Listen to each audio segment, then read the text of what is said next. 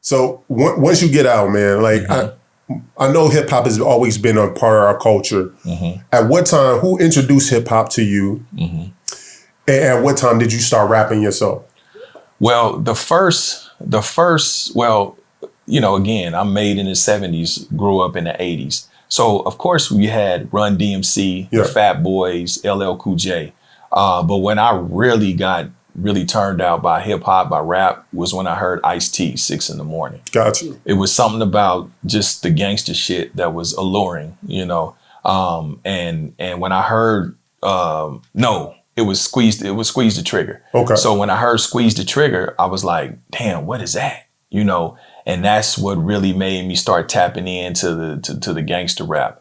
And so I say when I started really feeling like it might have been something that I was interested in, well, the thing, I was an artist and I could write really well. Gotcha. You know, I used to write my mother poems and shit like that when I was a kid.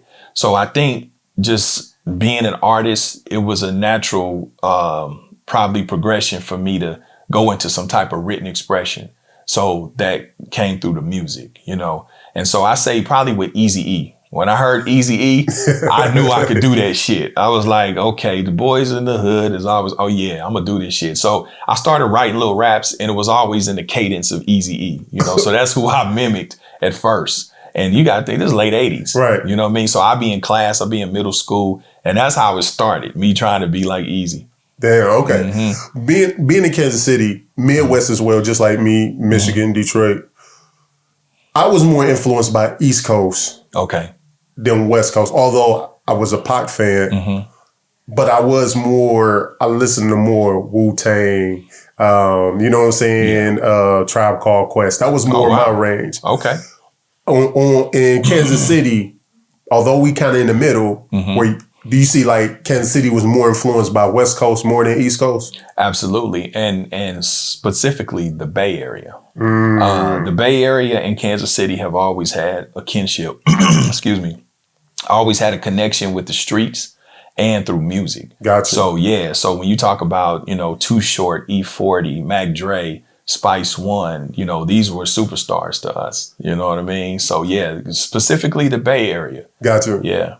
Now, at what point do you connect with Master P? Because that's crazy. I know at this time where Richmond, is that where you? Yeah, he was in Richmond, Oakland, the Bay. Yep. Yeah, out of the Bay Area. Like, how did you link up with somebody out of the, well, like you said, y'all already had a connection. Yeah. But tell me that story of you and P, how y'all link up. Well, initially, before, you know, I was a part of a rap group called CCG. Okay. You know, me and my partner Cisco. And initially, we wanted to go to Ruthless Records, you know, so I was actually hollering at Eazy, you know, well, not Eazy, this lady named Cassandra Ware, for months. And so right when we was getting some traction, Eazy had heard our tape. Bone had just came out. Gotcha. With Thuggish Ruggish Bone. And our style was kind of in that space, in that realm.